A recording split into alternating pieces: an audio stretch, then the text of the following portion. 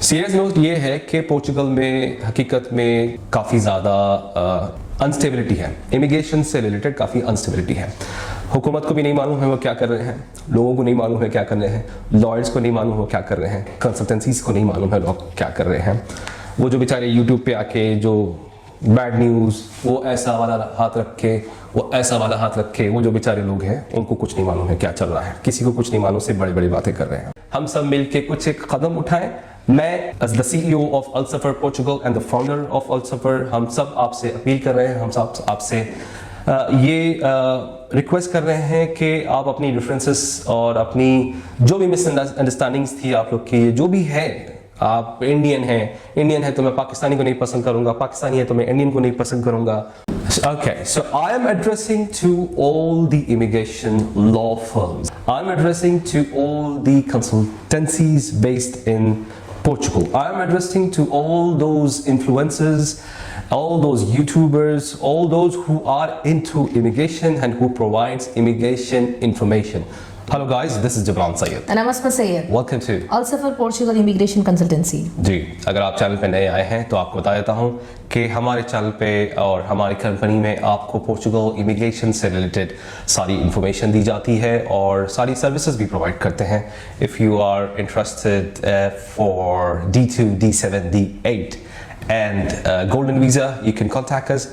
और आपको अगर इन्फॉर्मेशन चाहिए ये सारे वीज़ा से रिलेटेड, ये हमारे चैनल पे ये सारे वीज़ा से रिलेटेड डिटेल में इंफॉर्मेशन प्रोवाइड करते हैं। आगे बढ़ने से पहले सबसे रिक्वेस्ट और गुजारिश है कि इस चैनल को आगे से आगे पहुंचाइए और इसे लाइक करें, शेयर करें, सब्सक्राइब करें और वो लोग तक पहुंचाइए जो लोग इमिग्रेशन लेना चाहते हैं पोर्चुगल की, इंटरेस्टेड है पोर्चुगल की इमिग्रेशन के लिए, तो इसे शेयर करें। तो आज का सब्जेक्ट बहुत ज़्यादा इम्पोर्टेंट है। बहुत सारे लोग के दिमाग में है कि पोर्चुगल में क्या चल रहा है। आज की इस वीडियो में हम बात करेंगे कि पोर्चुगल की इमिग्रेशन जो इतनी आसानी से आपको मिल जाती थी, आते ही आपको यहाँ पर बहुत जल्दी, आपको पहले तो बहुत जल्दी था, फिर धीरे धीरे इसका टाइम बढ़ते बढ़ते आपको TRC मिल जाती थी, नेशनैलिटी मिल जाती थी, यहाँ पर आना बहुत आसान था, यहाँ रहना बहुत आसान था।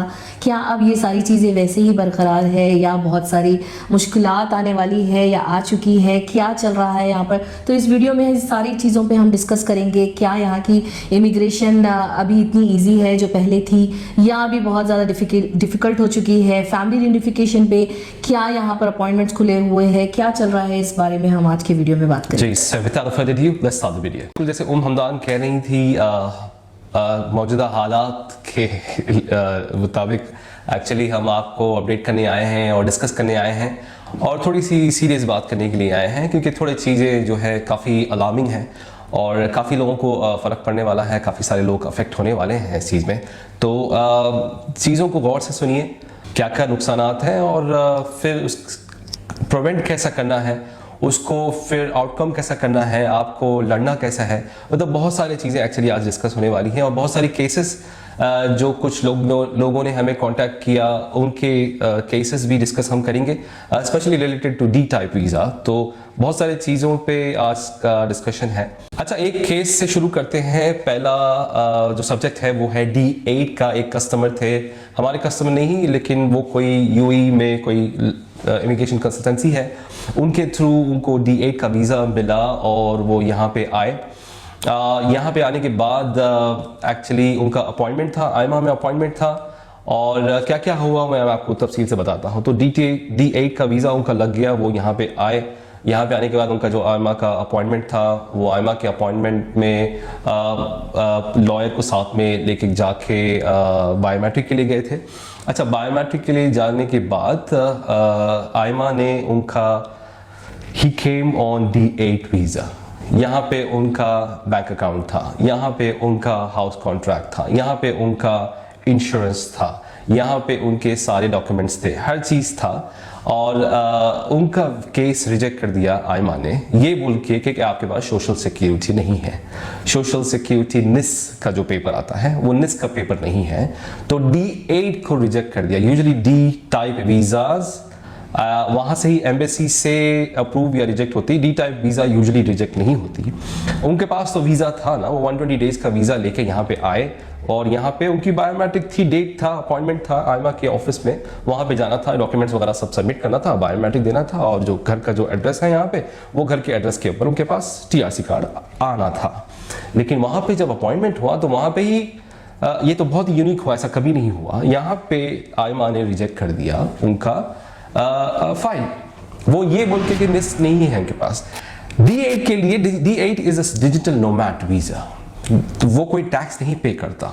D8 जो है कोई टैक्स नहीं पे करता अभी इवेंचुअली, तो उसको निस की अभी जरूरत नहीं है। अच्छा निस, फिर वो निस, अच्छा फिर ये जब हमारे पास जब जुड़े, ये आए हमारे पास निस के लिए, तो फिर हमने उनका पूरा केस देखा, तो वो तो हर चीज बराबर थी, सब बराबर थे।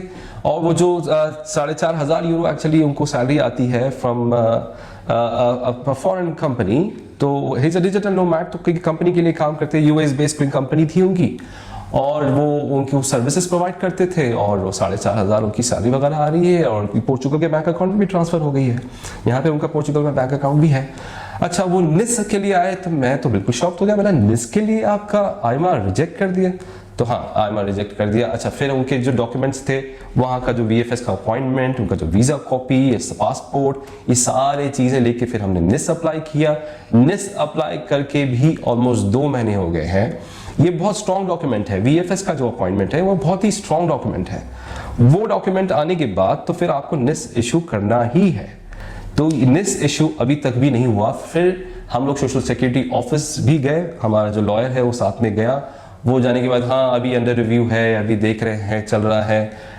तो ये हालात है, ये एक केस 1। केस 2 है D2 का। D2 भी सेम वही है, हमारे कोई कस्टमर नहीं है, ये D2 के कस्टमर है, और इनका D2 रिजेक्ट हो गया UAE में ही, UAE में D2 रिजेक्ट हो गया। इनके पास है 25 to 30,000 सॉरी 35,000 इनका कैपिटल अमाउंट है, और पर्सनल बैंक अकाउंट में 25,000 कैपिटल अमाउंट है। UAE में बैंक स्टेटमेंट्स इनके बहुत अच्छे हैं। 1 साल से ये घर का रेंट पे कर रहे हैं, यहाँ पे बिना रहते हुए 1200 यूरो का इनका घर का रेंट था, कोई घर था जिसके ऊपर वो कंपनी रजिस्टर हुई, ट्रेड लाइसेंस आया, डॉक्यूमेंट्स इनकी सारी चीज़ें बराबर हैं, हर चीज़ बराबर है। बहुत ही स्ट्रॉन्ग इनका बिजनेस प्लान था। वो बिजनेस प्लान इतना स्ट्रॉन्ग था, मैंने देखा तो मैं लगा कि ये तो रिजेक्ट होने वाला तो है ही नहीं। और उसके बाद अच्छा इसमें एक प्रॉब्लम थी, इसमें एक प्रॉब्लम आई थी, जो पॉइंट मैं आपको बता रहा हूँ, जो आपको नहीं करना है, जो आगे आने वाले फ्यूचर कस्टमर्स को नहीं करना है। उस पर यह हुआ कि ये काफ़ी टाइम से इंतज़ार कर रहे थे, और ये 1 साल से ऊपर से इनका केस चल रहा था। यूजुअली इतना ही होता है, 1 साल से ऊपर ही चलता है। D2, D7, D8, D7, D8 थोड़ा सा जल्दी हो जाता है कंपेयर टू D2। अच्छा इनका जो है टैक्सेस सॉरी ये रेंट्स वगैरह सब जा रहे थे, तो ये बहुत जल्दी करना चाह रहे थे, और VFS का अपॉइंटमेंट भी वहाँ पे हो गया था। UAE में ही कोई लॉ फर्म है, वहाँ से ही VFS का अपॉइंटमेंट हो गया था। इनका कॉर्पोरेट बैंक अकाउंट नहीं बना था, इनका पर्सनल बैंक अकाउंट बना था पोर्चुगल में, लेकिन कॉर्पोरेट बैंक अकाउंट नहीं बना था। ये कॉर्पोरेट बैंक अकाउंट में कैपिटल अमाउंट ट्रांसफर करने से पहले इन्होंने VFS की अपॉइंटमेंट ले ली, और इन्होंने अपनी फाइल सबमिट कर दी और बायोमेट्रिक दे दी। मैंने बोला सबसे बड़ी गलती तो आपकी यही है। वो रिजेक्शन होने के बाद फिर हमारे पास आए, फिर मुझे कांटेक्ट किया, मुझे बोला कि भाई D2 आपकी भी हमने वीडियो देखी थी, तो D2 रिजेक्ट नहीं होता। मतलब बिल्कुल D2 तो बिल्कुल रिजेक्ट नहीं होता है। तो नहीं आपने क्या क्या किया था, तो वो बोलते बोलते फिर लास्ट में पता चला कि उनका कॉर्पोरेट बैंक अकाउंट ही नहीं है, जो कंपनी का बैंक अकाउंट यहाँ पे खोलना होता है वही बैंक अकाउंट नहीं है यहाँ पे, और यहाँ पे वो जो 35,000 यूरो जो उनको यहाँ पे डिपॉजिट करना था उन्होंने वो किया ही नहीं था। मतलब That's the reason। ये तो सबसे बड़ा अहम रीजन है कैपिटल अमाउंट के बिना। ठीक है, आपका जो बिजनेस प्लान है वो बहुत स्ट्रॉन्ग है, ठीक है, अंडरस्टूड। आपने पर्सनल बैंक अकाउंट में 25,000 रखे, ठीक है, लेकिन आपका कॉर्पोरेट बैंक भी तो रिक्वायरमेंट है ना। आप जो है 1 साल से रेंट्स पे कर रहे हैं, 1200 यूरो, आप जो खाली घर पड़ा हुआ है, आप यहाँ पे रह भी नहीं रहे हैं, उसको आप सबलीज भी नहीं कर सकते। आपने इतने सब खर्चे किए, इतना आपने इंतजार किया, तो आप कुछ और टाइम वेट कर लेते। आपका कॉर्पोरेट बैंक अकाउंट बनना D2 के लिए बहुत ज़्यादा जरूरी है। तो ये एक नसीहत है, ये एक केस, एक एग्जांपल के लिए एक्चुअली मैं आपको बोल रहा हूँ, आपके रेफरेंस के लिए बोल रहा हूँ कि ये गलती आप लोग को नहीं करना है। आपके पास सारे डॉक्यूमेंट्स हों तो फिर जाके आप लड़ सकते हैं, खुदा ना खास्ता अगर रिजेक्ट हो जाता है। वाकई में आपके पास अगर कुछ हो गया, 90% हो गया और उसमें 10% कुछ बाकी है और आपने सबमिट कर दिया, They have all the rights to reject your D2 visa और D8 visa या फिर D7 visa. They have. अभी तो ये इतना स्ट्रिक्ट हो गए हैं, बिल्कुल आपके अपॉइंटमेंट के टाइम पे आपके पास कोई भी डॉक्यूमेंट नहीं है तो आपको फिर बाहर का दरवाजा बता रहे हैं। ये इतना अभी इमिग्रेशन का यहाँ पे इतना स्ट्रिक्ट हो गया है, तो आपको इनको मौका नहीं देना है, कोई भी रीजन नहीं देना है फॉर द रिजेक्शन। बिल्कुल सही है। अगर आपके पास सारे डॉक्यूमेंट्स जब बराबर नहीं है, आप इतनी जल्दबाजी नहीं करें, जैसा आपने थोड़ा वेट किया है और थोड़ा वेट करें। एक छोटी सी भी गलती अगर आपकी तरफ से हो जाती है तो यहाँ की गवर्नमेंट तो इंतज़ार में है, पकड़ने के लिए कोशिश कर रही है कि और यहाँ पर लोग ना आए और यहाँ पर इमिग्रेशन ना मिले किसी को। तो हमारे तरफ से आप अपने तरफ से कोशिश यही करें कि हम अपने सारे डॉक्यूमेंट्स को बराबर रखें। थोड़ा सा अगर टाइम लगता है, अगर वो बेचारे बंदे जो थे ये, अगर वो थोड़ा 1 महीना 2 महीना और इंतज़ार करते तो वो सारे डॉक्यूमेंट्स उनके सही होते, बैंक अकाउंट भी उनका सही हो जाता, तो फिर वो उसके बाद अप्लाई कर सकते थे। अब यहाँ पर जब केस ख़राब हो जाता है, जब आते हैं तो हम उनकी फ़ाइल जब चेक करते हैं तो उसमें थोड़े से ये लूप होल्स नज़र आते हैं कि नहीं सिर्फ यही नहीं था, ये तो हम बाद में भी करा सकते थे। लेकिन यहाँ की गवर्नमेंट बहुत स्ट्रिक्ट हो गई है, पहले की तरह बिल्कुल भी नहीं है। जो 88 89 पे आ जाते थे, आप यहाँ पर आ जाते थे, करते थे, ये सब चीज़ें बंद हो गई है। बहुत ज़्यादा यहाँ पर अभी हलबली जो बोलते हैं वैसी मची हुई है। हर दिन न्यू रूल्स चेंज हो रहे हैं, हर दिन एक नया अमेंडमेंट हो रहा है। तो यहाँ पर अभी फ़िलहाल बहुत ज़्यादा कुछ भी स्टेबल नहीं है। तो अगर आप ये सारी चीज़ें अगर कोशिश कर रहे हैं यहाँ पर आने की, तो एक एक कदम फूक फूक कर रखें, एक एक चीज़ अपने डॉक्यूमेंट्स को, हर चीज़ को आप क्रॉस चेक करें, डबल चेक करें। उसके बाद जब सारी चीज़ें हो उसके बाद ही सबमिट करें, उसके बाद ही अपॉइंटमेंट लें। ये नहीं कि आप अपॉइंटमेंट के लिए जा रहे हैं, वहाँ पर वो बता रहा है ये नहीं है वो नहीं है, तो उसके बाद आपके पास कोई टाइम नहीं है, क्योंकि अपॉइंटमेंट लेने के लिए ही बहुत ज़्यादा टाइम लग जाता है। बिल्कुल। आप नेक्स्ट फिर उसको अपनी फाइल को साइन कर फिर अपॉइंटमेंट जब लेंगे तो उसके लिए फिर से आपको बहुत ज़्यादा टाइम लगेगा। तो बहुत सारे नहीं, अभी तो क्योंकि अभी तो अपील करना है, अभी तो उनका हमने यहाँ पे कॉर्पोरेट बैंक अकाउंट बनाना शुरू किया है, उसके बाद फिर हम अपील करेंगे, वो अपील कर सकते हैं। लेकिन इतना टाइम आपने फिर और ज़ाया किया ना, ये टाइम वेस्ट हुआ। अपील में भी फिर आपको फिर पैसे वहाँ पे चार्जेस पे करनी है, तो बहुत सारी चीज़ें हैं। तो सोच समझ के अभी हम यही बोलने के लिए आए हैं, यहाँ पे इमिग्रेशन का प्रोसेस बहुत ज़्यादा स्ट्रिक्ट हो गया है। पहले के जैसे कुछ साल पहले जो बिल्कुल भी अब आए, इलीगल आए, बिना पासपोर्ट के आए, फैमिली को साथ में लेके आए, डंकी के साथ आए, शेंगन वीज़े पे आए, बिना शेंगन वीज़े पे आए, डी टाइप वीज़े पे आइए, आप कोई भी उस पर आइए, यहाँ पे आइए। फिर वक्त भी देते थे, आपको वक्त देते थे, 1 महीने का टाइम है सबमिट करने के लिए, फिर वो एक्सटेंड होते रहता था। आप दीजिए, अच्छा पीसीसी नहीं है आपका, आपके पास वक्त है, टाइम है, आप सबमिट करिए। अभी ये सारी चीज़ें, अभी आप समझिए कि ये लोग क्या करना चाह रहे हैं। ये इमिग्रेशन को बहुत ही ज़्यादा टाइट करना चाह रहे हैं, बहुत ही जो रूल्स एंड रेगुलेशंस और जो लॉ है इमिग्रेशन के, बहुत ही ज़्यादा ये लोग टाइट करना चाह रहे हैं। They don't want any XYZ, they don't want any unskilled. ठीक है, आप हाईली स्किल्ड हैं, आप वेलकम हैं, आप पैसे वाले हैं, आप वेलकम हैं। पैसे वालों के साथ भी जो है एक्चुअली बहुत सारे केसेस में ऐसा देखा गया है कि उनको रिजेक्ट कर दिया गया है, उनका वीज़ा रिजेक्ट कर दिया गया है, जबकि उन्होंने बेचारों ने इतना टाइम लगाया। मुझे तकलीफ वही जब ही होती है जब कुछ लोगों ने अपने रेंट्स पे किए। देखिए, आने से पहले इनके तो रूल्स और रेगुलेशन से पहले बहुत ज़्यादा वियर्ड है। पहले तो आप यहाँ पे है नहीं, आप यहाँ पे नहीं रहने के बावजूद आप अपना रेंट पे कर रहे हैं, पोर्चुगल का घर का रेंट पे कर रहे हैं। आप यहाँ पे है नहीं, आपका कॉर्पोरेट बैंक अकाउंट उनको चाहिए। आप यहाँ पे है नहीं, आपका पर्सनल बैंक अकाउंट उनको चाहिए। आप यहाँ पे है नहीं, आपको आपके सारे यहाँ के डॉक्यूमेंट चाहिए। तो ये रिमोटली हर चीज़ जो रिमोटली करने का जो एक तरीका है वो थोड़ा सा अजीब है। ठीक है, आपके पास यहाँ का रेसिडेंस कार्ड नहीं है तो आपको बैंक अकाउंट नहीं बन सकता, कॉर्पोरेट नहीं, ये नहीं, कोई तो घर भी नहीं देता आपको। तो बड़ी मुश्किल से ये जब सारी चीज़ें जब करते हैं तो उसमें कुछ चीज़ों को आपको मिस नहीं करना है। ये नसीहत हम एक्चुअली देने के लिए आए हैं कि आपको ये जो प्रोसेस इन्होंने जो बताया है 1 2 3 4 5, आपको एग्जैक्टली 1 2 3 4 5 ही करना है। उसमें से कोई भी चीज़ को निकाल के बाजू नहीं रखना है, ये बाद में मैं कर दूंगा, चलो बाद में देखते हैं, चलो वो की ज़रूरत नहीं है, उसकी ज़रूरत नहीं है, वो तो देख लेंगे, संभाल लेंगे। अभी ये लोग रिजेक्ट करने के मूड में आए हैं, अभी ये लोग बैठे हुए हैं रिजेक्ट करने के लिए। काफ़ी सारे केसेस अभी ऐसे ही हो रहे हैं, ये एक बहाना ढूंढ रहे हैं आपके केसेस को रिजेक्ट करने का। तो आपने जो पैसे लगाए हैं, जो आपने मेहनत की है, जो वक्त इतना गुजरा है, तो वो सारा सब ज़्यादा हो जाएगा। तो ये गलती मत करिए।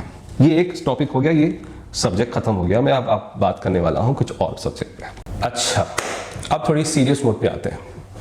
सीरियस नोट ये है कि पोर्चुगल में हकीकत में काफ़ी ज़्यादा अनस्टेबिलिटी है, इमिग्रेशन से रिलेटेड काफ़ी अनस्टेबिलिटी है। हुकूमत को भी नहीं मालूम है वो क्या कर रहे हैं, लोगों को नहीं मालूम है क्या कर रहे हैं, लॉयर्स को नहीं मालूम वो क्या कर रहे हैं, कंसल्टेंसीज को नहीं मालूम है लोग क्या कर रहे हैं। वो जो बेचारे यूट्यूब पे आके जो बैड न्यूज़, वो ऐसा वाला हाथ रख के, वो ऐसा वाला हाथ रख के, वो जो बेचारे लोग हैं उनको कुछ नहीं मालूम है क्या चल रहा है, किसी को कुछ नहीं मालूम, सिर्फ बड़े बड़ी बातें कर रहे हैं। जो दिख रहा है काफ़ी टाइम से, जो महसूस हो रहा है वो बहुत ज़्यादा क्लियर है कि ये लोग नहीं चाहते हैं कि यहाँ पे और ज़्यादा पॉपुलेशन बढ़ जाए इमिग्रेंट्स की। और जो मौजूद है लोग, जैसे फैमिली यूनिफिकेशन की बात हो रही थी, family unification it's a human right violation, human rights के खिलाफ है। आप कोई अगर यहाँ पर रहना है तो वो डेफिनेटली अपनी फैमिली लेके आना चाहता है, दुनिया भर में अपनी ये चीज़ है, आप इसको रोक नहीं सकते। तो ये जो एक एंटी इमिग्रेंट पार्टी है जिसका ट्रांसलेशन है इनफ, पोर्चुगीज़ में नाम उसका आपको पता है, मैं तो नाम भी लेना नहीं चाहता हूँ। तो वो जो पार्टी है वो एक बिल पेश किया है पार्लियामेंट के सामने। तो पहले तो ये है कि 10 साल हो जाए पासपोर्ट का, instead of 5 years they want to make it to 10 years। वो ऑलरेडी 5 years नहीं होता, वो 5 years होते होते आपका 7वां साल हो जाता है जब जाके आपके हाथ में पासपोर्ट आता है। वो होते होते ये हो रहा था क्योंकि इतने लेट लतीफ़ लोग हैं, इतना कामचोरी लोग हैं, वो क्योंकि इंटरेस्ट नहीं है, वो नहीं चाहते हैं कि लोग आए, तो वो रीज़न से बस थप्पियाँ जैसे कहते हैं ना, वो पाइलअप हो रहा है, जो फाइल्स है लोगों की पाइलअप हो रही है, कोई काम करने का मूड नहीं है इनका। अच्छा, दूसरी चीज़ है फैमिली यूनिफिकेशन को बंद करो। ये किस किस्म की बात कर रहे हैं आप? जो लोग हैं यहाँ पे, तो आप नहीं चाहते हैं कि फैमिलीज यहाँ पे आए। बहरहाल वो प्रपोजल रखा था, वो बिल जो है पेश किया गया था, वो बिल को जो है कैंसिल कर दिया गया है, एक्सेप्ट नहीं किया गया है। वो डेफिनेटली फिर से वो आते रहेंगे, नए नए चोचले जो है हर वक्त नए नए चीज़ों के साथ ये आते रहेंगे। तो वैसे कोई करंट गवर्नमेंट भी कोई ख़ास काम नहीं कर रही है इमिग्रेशन से रिलेटेड। बस ये है कि हमें जो है बहुत ज़्यादा चौकन्ने रहना है, हमें जो है कोई भी मौका नहीं देना है, और हमें जो है एकजुट होना बहुत ज़्यादा ज़रूरी है। Okay, so I am addressing to all the immigration law firms. I am addressing to all the consultancies based in Portugal. I am addressing to all those influencers, all those YouTubers, all those who are into immigration and who provides immigration information. तो मैं उन सबको address कर रहा हूँ जो Portugal की immigration से कहीं से भी कोई भी तरीके से जुड़े हुए हैं। ठीक है, हमारा पासपोर्ट आ गए, हमारी यहाँ पे फैमिली है, हमारे बच्चे वगैरह जा रहे हैं, सब ये है, लेकिन मैं इससे पढ़ना नहीं झाड़ सकता। हम खुद भी एक इमिग्रेंट है, हम इमिग्रेशन पे काम करते हैं, हम लोगों के लिए यहाँ पे बैठे हुए हैं, हमारे कई सारे कस्टमर्स हैं, कई सारे क्लाइंट्स हैं, कई सारे लोग हैं जो कि पोर्चुगल आने वाले हैं या फिर यहाँ पे है। कई टाइम से आपकी रिन्यूअल्स नहीं हो रही है, पासपोर्ट तो बहुत दूर की बात है, आपके जो कार्ड्स हैं, कार्ड्स की रिन्यूअल यहाँ पे नहीं हो रही है, फैमिली अपॉइंटमेंट्स जो हैं वो नहीं मिल रही हैं, कई सारी लोगों की बायोमेट्रिक हो गई, फैमिलीज की बायोमेट्रिक हो गई, उनके कार्ड्स नहीं आए हैं। 90 वर्किंग डेज का कोर्ट ने शुरू से ये टाइम दिया था, टाइम फ्रेम दिया था, वो 90 डेज तो अल्लाह वाला वो पता नहीं कहाँ से कहाँ चले गया। 90 डेज से जाके वो 6 महीने, 7 महीने, 8 महीने हो गए कुछ केसेस में। तो बोलने का मकसद ये है कि we have to come together to a certain understanding, to a place जहाँ पे हम सब मिलके बात करें, हम सब मिलके कुछ एक कदम उठाएं। मैं as the CEO of Ulsafer Portugal and the founder of Ulsafer, हम सब आपसे अपील कर रहे हैं, हम सब आपसे ये रिक्वेस्ट कर रहे हैं कि आप अपनी डिफरेंसेस और अपनी जो भी मिसअंडरस्टैंडिंग्स थी आप लोग की, जो भी है, आप इंडियन है तो मैं पाकिस्तानी को नहीं पसंद करूंगा, पाकिस्तानी है तो मैं इंडियन को नहीं पसंद करूंगा, वो जो नौटंकियाँ जो अपने मुल्कों में चलती है वो यहाँ पे नहीं। जैसे हम यूएई में रहते हैं, मेरे सारे दोस्त पाकिस्तानी हैं, मेरे सारे दोस्त नेपाली है, मेरे सारे दोस्त बंगाली है, अरब दोस्त हैं मेरे। हम जब ये दूसरी कंट्रीज में हो जाते हैं तो ये हमारे जो कूटनीति बातें हैं, वो जो हमारे पास जो नेगेटिविटी है वो हम साथ में लेके नहीं जाते हैं। जैसे हम तो दुबई में पैदा हुए, हमारे पास तो वो फीलिंग है ही नहीं, अरे आप पाकिस्तानी हैं, हम इंडियन हैं, हम पाकिस्तानी नहीं हैं, हम आप वो है, हम हैदराबादी हैं, हम बॉम्बे के हैं, ये सारी चीज़ें नहीं है। बोलने का मकसद ये है that you all need to come to a place, सब लोग एक अंडरस्टैंडिंग पे आए, सब लोग मिल के एक कदम उठाएं, एक सब लोग साथ में मिलकर करना पड़ेगा। और क्या है वो तो मीटिंग में और डिस्कशन वगैरह कर रहे हैं, तो जो भी कंसल्टेंसीज हैं, जो भी लॉ फर्म्स हैं, जो भी लॉयर्स हैं, जो भी अपने देसी लोग हैं, जो भी वर्कर्स हैं, चाहे वो टीवीडी वाले हों, चाहे वो रेस्टोरेंट में काम करने वाले हों, चाहे वो फूड डिलीवर करने वाले लड़के हैं, सब लोग को मिलके इकट्ठा होकर, चाहे आपकी कोई भी नेशनलिटी हो, चाहे आपका कोई भी बैकग्राउंड हो, आपको एक जगह पे इकट्ठा होना पड़ेगा। और इस करंट सिचुएशन पे जो हालात चल रही है ना, आपको अपनी अहमियत बतानी पड़ेगी। मैं ये वर्ड में ढूंढ रहा था एक्चुअली। आप अपनी अहमियत बताइए कि आप यहाँ पे आए, ठीक है, आप अपनी फैमिली को छोड़ के आए, आप पैसे लेके आए, बिजनेसमैन पैसे लेके आ रहे हैं, और जो हाईली स्किल्ड वाले लोग हैं वो अपनी स्किल्स लेके आ रहे हैं यहाँ पे आके इस मुल्क को चेंज करने के लिए, इस मुल्क को इसका फ्यूचर अच्छा करने के लिए, इसकी इकोनॉमिक को बढ़ाने के लिए आप यहाँ पे आए हैं। उसमें थोड़ा सा आपका फायदा है, थोड़ा सा इनका फायदा है, तो ये दो तरफा चलता है। ये सिर्फ एक का फायदा नहीं हो रहा है और दूसरे का नुकसान नहीं हो रहा है। तो उसका अगर नुकसान हो रहा है तो डेफिनेटली वो अपनी तरफ से कुछ ना कुछ बोलेगा, लेकिन वहां पे बहुत फायदा हो रहा है। आपकी सैलरी नहीं है उतनी, जो बेचारा क्लीनर है वो जो देसी रेस्टोरेंट में काम कर रहा है, 870 यूरो रेस्टोरेंट जो मिनिमम वेज है वो कायदे से होनी चाहिए वहां पे, लेकिन 500 भी मिल रहा है, लेकिन वो अपनी टैक्स पे कर रहा है। वो बेचारा अपनी 300 यूरो टैक्स पे कर रहा।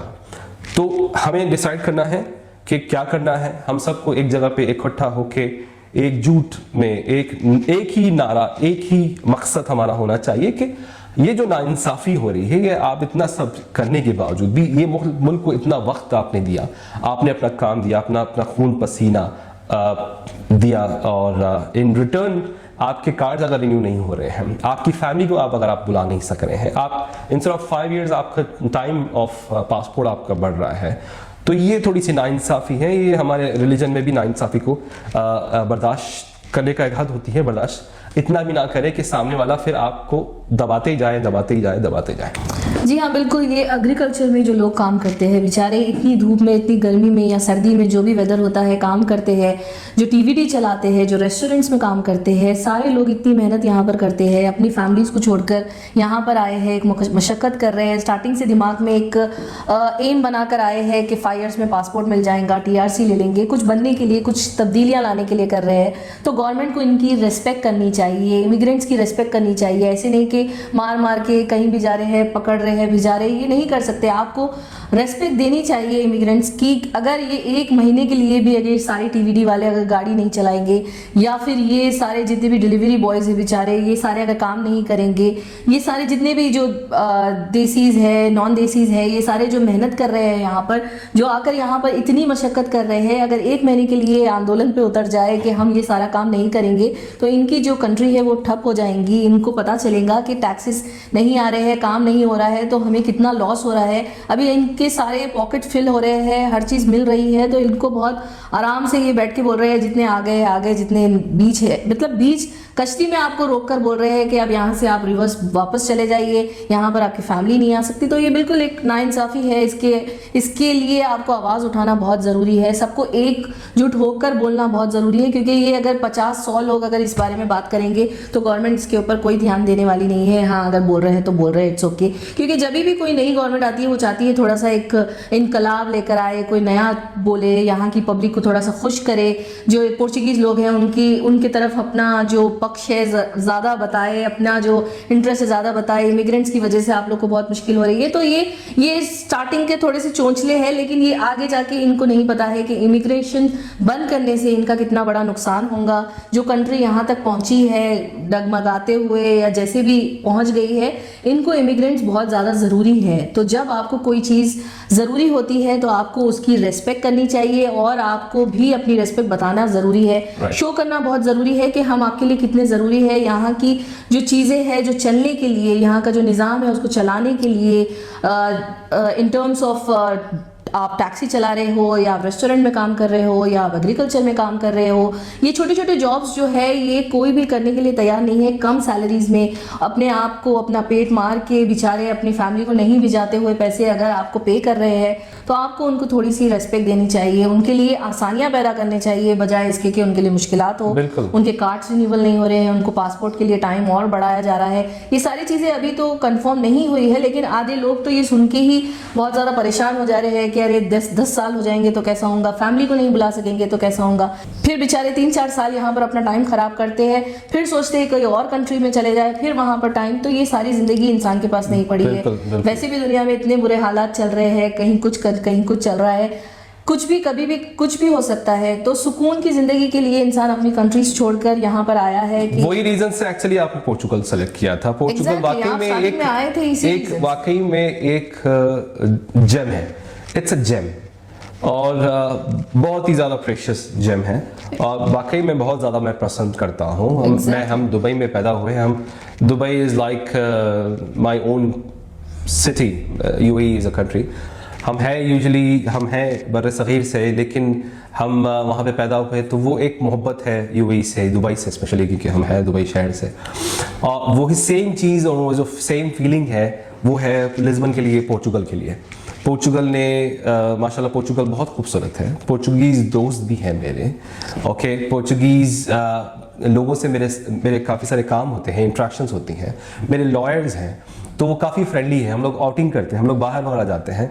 तो ये जो जहनीत है, ये जो इनफ पार्टी है, वो शेगा का मतलब होता है इनफ। तो वो जो पार्टी है, वो जो जहनीत है, वो हर किसी की नहीं है। तो आप सोच रहे हैं शायद ये पूरे ऐसे ही हैं, नहीं, लिटरली एक जन्नत है पोर्चुगल। लिटरली दुनिया में एक बहुत ही खूबसूरत जन्नत का एक छोटा सा हिस्सा है, जहाँ पे लोग बहुत ही सुकून से रहते हैं, बहुत ही आराम से रहते हैं। लेकिन कुछ लोग हर वक्त में आते हैं, ऐसे हर वक्त में लोग ऐसे से आते हैं। कुछ लोग जो है इसे बिल्कुल बर्बाद करना चाह रहे हैं, कुछ लोग इसकी सिंप्लिसिटी को, यहाँ पे जो पीस चलता है उसको ख़राब करना चाह रहे हैं। जो इमिग्रेंट आ रहे हैं, इनका कल्चर ख़राब करने नहीं आ रहे हैं। इन्हीं इमिग्रेंट बेचारे, जो लोग अपनी मुस्तक़बिल के लिए, अपनी फैमिली के लिए, स्पेशली जो बर्र सग़ीर वाले लोग हैं, या फिर पूर अरबियन कंट्रीज से, जो अरब कंट्रीज से लोग हैं, वो यहाँ पे आके बर्बादी के लिए नहीं आ रहे हैं। यहाँ पे आके, उसमें बहुत सारे पैसे वाले लोग भी हैं, बहुत सारे हाईली स्किल्ड वाले लोग भी हैं, तो वो यहाँ पे आ रहे हैं डेवलप करने के लिए कंट्री को। और उन्होंने फील किया, और जो कि वाकई में हकीकत है, ये बहुत सेफ कंट्री है। यहाँ पे रेसिज्म नहीं था, बिल्कुल भी रेसिज्म नहीं था, कोई रेसिज्म नाम की चीज़ नहीं होती। हम यहाँ जिम जाते हैं, जिम में भी जो है कोट्स लिखे होते हैं, से नो टू रेसिज्म, अक्सर रोडों पे लिखे होते हैं। ये पूरे रोडों पे ग्राफिटी होती है, फ़लस्तीन के सपोर्टर्स होते हैं, फ़लस्तीन को सपोर्ट करते हैं। तो इंसानियत बहुत है इनके अंदर, बहुत ज़्यादा इंसानियत है, बहुत ही डाउन टू अर्थ लोग हैं, काफ़ी हेल्पफुल हैं, आपसे बात करते हैं। इंग्लिश आपको अगर पोर्चुगीज़ नहीं आती है तो फिर भी आपको कोशिश करते हैं। कुछ कट्टर लोगों का छोड़ दो भाई, वो बिल्कुल भी मुट्ठी में लिटरली 4-5 दाने हैं, वो लिटरली बहुत ही कम जो है दाने हैं। लेकिन उनकी तरफ से ये कंट्री जो है थोड़ा सा अभी नेगेटिविटी की तरफ जा रही है, लेकिन हमें उसमें नहीं जाना है आगे। यस, इनफैक्ट आप जब स्कूल में भी जाते हैं तो बच्चों के स्कूल से जो फॉर्म आते हैं, आपको एनरोलमेंट कराना है जब नेक्स्ट ईयर के लिए, तो आपको एक फीडबैक फॉर्म दिया जाता है जिसमें आपको पूछा जाता है कि स्कूल में रेसिज्म होता है, या आपको सताते हैं, या ये सारी चीज़ें, तो बुलिंग होती है, या आपको अदर कंट्री से आप आए हैं तो ऐसा कुछ फील होता है। तो यहाँ के लोग बहुत ज़्यादा अच्छे हैं। रिलीजियस प्रैक्टिस को करना है क्या, आपको रिलीजियस प्रैक्टिस करवाना है क्या? यस, कैथलिक स्टडीज कराना है, या आपको रिलीजियस प्रैक्टिस में पार्ट लेना है। तो ये सारी चीज़ें बहुत अच्छी, पोर्चुगल बहुत अच्छे से चल रहा था। लेकिन एक बात ये भी है, यहाँ पर काफ़ी सारे लोग आ गए हैं, उनके लिए भी डिफ़िकल्टी है। जो फाइल्स हो गए हैं, बहुत ज़्यादा जमा हो गए हैं, लोग को रहने, खाने पीने, या फिर हॉस्पिटल्स में रश लग गया है, स्कूल्स में रश लग गया है। तो ये सारी चीज़ें की डिफ़िकल्टी है, लेकिन गवर्नमेंट अपनी जो खामियां हैं उसको छुपाने के लिए इमिग्रेंट्स के ऊपर बता रही है। लेकिन उनको भी थोड़ा सा स्टाफ बढ़ाना पड़ेगा, जो पैसे टैक्स के आ रहे हैं उससे थोड़ा सा यहाँ पर डेवलपमेंट के लिए करना पड़ेगा। वो जेबों में नहीं जाना चाहिए पैसे, जैसे अपने पास इंडिया पाकिस्तान में होता है। वो बहुत ज़्यादा करप्ट कंट्री है, तो हमने जब सोचा था कि यहाँ पे करप्शन नहीं है, लेकिन ये बहुत ही ज़्यादा करप्टेड कंट्री है। तो यहाँ के लीडर्स को थोड़ा सा चेंज होना ज़रूरी है। यहाँ के लीडर्स को, यहाँ के लोगों को एक्चुअली अवेयरनेस आना ज़रूरी है कि भाई हमारे पैसे और लोगों के टैक्सेस के पैसे कहाँ जा रहे हैं। तो ना डेवलपमेंट के नाम पे 10 साल से जो बिल्डिंग खड़ी हुई है वही बिल्डिंग है, उसमें ही जो है थूक पॉलिश लगा के वही चीज़ को बनाया जा रहा है। यही अगर यूएई होता, तो मैं बार बार एग्जांपल देता हूँ यूएई को, रातों रात एक नया लॉ आता है, रातों रात बेहतरी के लिए इम्प्लीमेंट कर देते हैं रातों रात। एक नया लॉ आके सुबह में आपकी ज़िंदगी को आसान करने के लिए पैसे कुछ लेते हैं, डेफिनेटली आपसे कुछ पैसे लेते हैं, लेकिन रिटर्न में आपको एक चीज़ और एक निज़ाम बना के देते हैं। आपका एमिरेट्स आईडी एक हफ्ते के अंदर, मैक्सिमम एक हफ्ते के अंदर एमिरेट्स आईडी आपका आ जाता है। वो भी एक बहुत ही छोटा मुल्क है, उसके बावजूद भी, और इतनी सारी पॉपुलेशन है हमारी बर्रे सगीर वाली, फिलिपिनोज और दूसरे यहाँ वहाँ के और साउथ अमेरिका के लोग बहुत सारा वहाँ पे भी भरे पड़े, लेकिन उसके बावजूद भी माशाल्लाह कंदूरे एक ज़बरदस्त तरीके से जो है लेके चल रहे हैं वो कंट्री को या शहर को। तो वो सेम चीज़ यहाँ पे इम्प्लीमेंट हो सकती है। एक निज़ाम यहाँ पे है ही नहीं सही तरीके का। यहाँ पे एक जगह पे एक इदारे में आप जाते हैं बात कुछ और होती है, दूसरे इदारे में कोई आप जाते हैं वही फाइनेंस ऑफिस के अलग अलग इदारों में जाते हैं तो अलग अलग बातें होती हैं। तो एक प्रॉपर सिस्टम, एक प्रॉपर चैनल एक्चुअली नहीं है अभी तक भी। इनको एक समझदार इंसान चाहिए कि बैठ के समझाए कि भाई तुम लोग क्या कर रहे हो, तुम लोग पता नहीं है कि कितनी इकोनॉमिक में फर्क पड़ने वाला है। और दूसरी, बिल्कुल जैसा हमदान ने बताया है कि बहुत सारी इलीगल इमिग्रेंट की तरफ से ये चीज़ें निकल के आ रही हैं। ये वाकई में रोडों पे जो बैठे रहते हैं और जो शराब पी के वहाँ पे ही पी पोटी करते हुए वो बिल्कुल गंदगी कर रहे हैं। वो एक छोटा सा इलाका है मार्तमनीश, वहाँ पे मैं देखता हूँ हमेशा सफाई हो रही है। वो बेचारी सुबह से पानी मार रही है रोडों पे और हम लोग क्या करें, पान खा के थूक रहे हैं, वो गुटके खा के फेंक रहे हैं, वहाँ पे ही ग्लासेस फेंक रहे हैं। तो हमारे अंदर ये जो हम बर्रे सगीर वाले हैं, ये जो है ना तरीका थोड़ा सा नहीं है, ये साफ सफाई रखने का, ये तौर तरीके थोड़ा रखने का। तो ये लोग वो इतनी जगह को देख के वो बिल्कुल सबको भी वही समझते हैं और वाकई में वो हम प्रूव कर रहे हैं कि एट द एंड हमें साफ सफाई रहने की आदत नहीं है। हम लोग जहाँ पे ठहरते हैं वहाँ पे कचरा करते हैं, सिगरेट मार रहे हैं, फेंक रहे हैं, पान खा रहे हैं, थूक रहे हैं, चाय पी रहे हैं, ग्लासेस वहीं फेंक रहे हैं। तो ये सारी चीज़ों से थोड़ा सा बचे। और ये वीडियो थोड़ी सी लेंथी होने वाली थी, मुझे पता था कि बहुत सारे सब्जेक्ट्स एक्चुअली हमने इसमें कवर करना था और भी बहुत सारी बातें हैं, तो ये लेकिन बहुत ज़्यादा लंबी हो जाएगी। बहुत सारे केसेस हैं जिसका हम आपको रेफरेंस दे सकते हैं और जो डूज एंड डोंट्स हैं वो सारी चीज़ों पे फिर से डिस्कस हो सकता है। तो कमेंट करिए, हमें अप्रोच करिए। और जो कंपनीज़ हैं, जो लॉ फर्म्स जो चलाते हैं या फिर अपने आप को जो इमिग्रेशन कंसल्टेंसीज जो अपने आप को बोलते हैं या फिर ऑफिस लेके वाकई में जो काम कर रहे हैं, आए बाहर निकले, एक डेट मुकर्रर करें, एक let's come to a common term, एक अंडरस्टैंडिंग, सबकी अंडरस्टैंडिंग होनी चाहिए। सब कुछ समझदार लोग सामने आए आके और कुछ करना है। और इमिग्रेशन से रिलेटेड जो नाइंसाफ़ी हो रही है, मुझे से तकलीफ हुई, मैंने कभी इस बारे में कभी बात नहीं की, कभी हम लोग जाना नहीं चाहते ये सब चीज़ों में, लेकिन अभी हम देख रहे हैं कि काफ़ी सारी नाइंसाफ़ियाँ हो रही हैं। ऐसा नहीं कि हमारा हो गया तो अरे भाई हमें क्या करना है, जबरान हमदान हाँ वाकई में छोड़ो खली वाली नहीं। ये थोड़ी सी सबको कोशिश करनी चाहिए, सबको थोड़ी सी अपनी आवाज़ उठाना चाहिए। उम्मीद करता हूँ कि आपको हमारी बातें समझ में आई हैं। इसे लाइक करें, शेयर करें, सब्सक्राइब करें, लोगों तक पहुंचाइए और हमें कांटेक्ट करें। जो लोग भी हैं, कुछ नाम हैं जो लोग वीडियोस बनाते हैं, जो कि टिकटॉक वगैरह, हम लोग यूजुअली टिकटॉक ये सब चीज़ों पे नहीं जाते, सिर्फ हमारी सर्विस को प्रमोट करने के लिए हम सिर्फ यूट्यूब पे ही यूजुअली रहते हैं हम लोग ज़्यादातर, क्योंकि काम भी इतना ज़्यादा होता है तो मुझे इतना यहाँ जाके वो करना मैं ये सब चीज़ें नहीं कर सकता।